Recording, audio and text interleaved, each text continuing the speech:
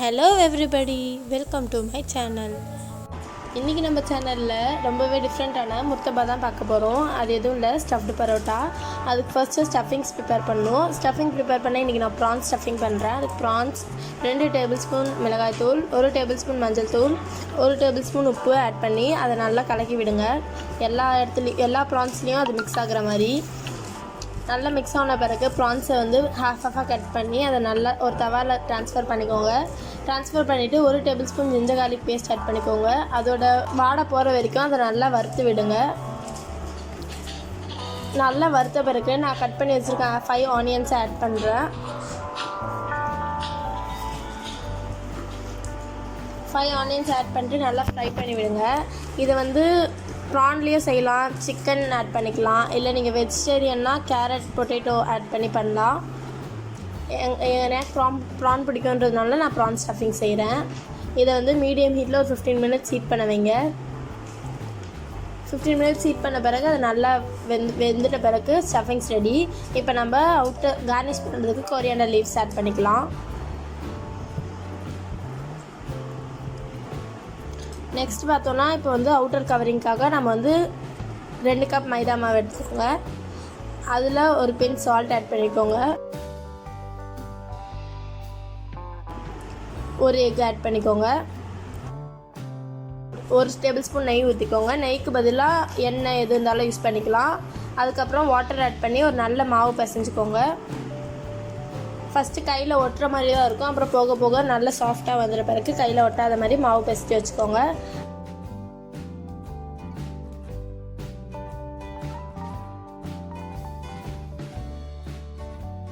இருபது நிமிஷம் நல்லா காஞ்ச பிறகு அதை நல்லா பால்ஸ் போட்டுக்கலாம். 2 கப் மைதாக்கு இப்போது எனக்கு 9 to 8 பால்ஸ் கிட்ட கிடைக்கும்.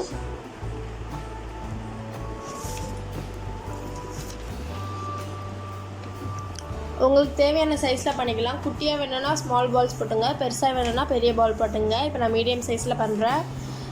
அப்புறம் 2 முட்டையை நல்லா உடச்சி எடுத்து வச்சுக்கோங்க.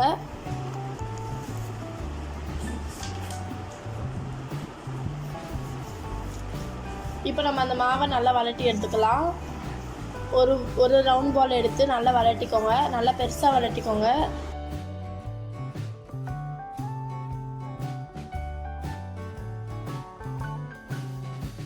கொஞ்சம் பெருசாக வளட்டிக்கோங்க.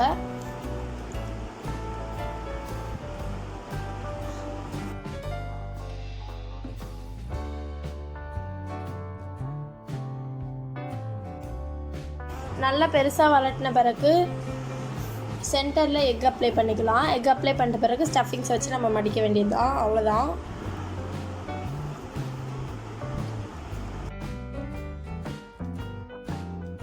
பண்ணிட்ட பிறகு நம்ம ப்ரிப்பேர் பண்ணி வச்சுருக்க ஸ்டஃபிங்ஸை உள்ள ஆட் பண்ணலாம். சென்டரில் மட்டும் ஸ்டஃபிங்ஸ் வச்சிட்டோன்னா அந்த கார்னர்ஸ் எல்லாம் வந்து நம்ம மடிக்கிறதுக்கு ஈஸியாக இருக்கும். ஸ்டஃபிங்ஸை சென்டரில் வச்சு அப்புறம் கார்னரில் மடிச்சுக்கோங்க. வீடியோவில் எப்படி மடிக்கிறதுன்னு கிளியராக தெரியும் பாருங்கள். அவ்வளோதான். நல்லா மடிச்சிட்ட பிறகு மேலே கொஞ்சம் ஆயில் அப்ளை பண்ணிக்கலாம்.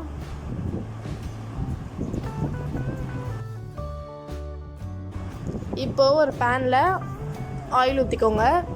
ஆயில் எடுத்துகிட்டு நல்லா ஹீட் ஆன பிறகு அந்த நம்ம பண்ணி வச்சுருக்க முர்த்தபாவை பேனில் வச்சிடலாம். ஃபஸ்ட்டு மேலே எக் அப்ளை பண்ணிக்கலாம்.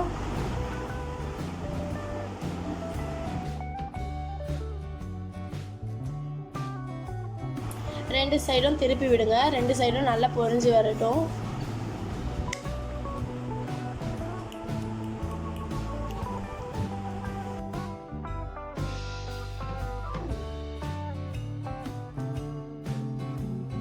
ரெண்டு சைடும் நல்லா பொரிஞ்சு எடுத்தோன்னா இப்போ நம்ம சர்வ் பண்ண ரெடி ஆகிடுச்சு. அதை ஈஸியாக வெளியே எடுத்துடலாம். அவ்வளோதான், நம்மளோட முர்த்தபா ரெடி. இதே மாதிரி வச்சுருக்க எல்லா பால்ஸையும் ஸ்டஃப் பண்ணி ஃப்ரை பண்ணி எடுத்துக்கலாம். இப்போ பாருங்கள், கட் பண்ணால் எவ்வளோ சாஃப்டாக உள்ள ஸ்டஃபிங்ஸ்லாம் வச்சு சூப்பராக இருக்குன்னு.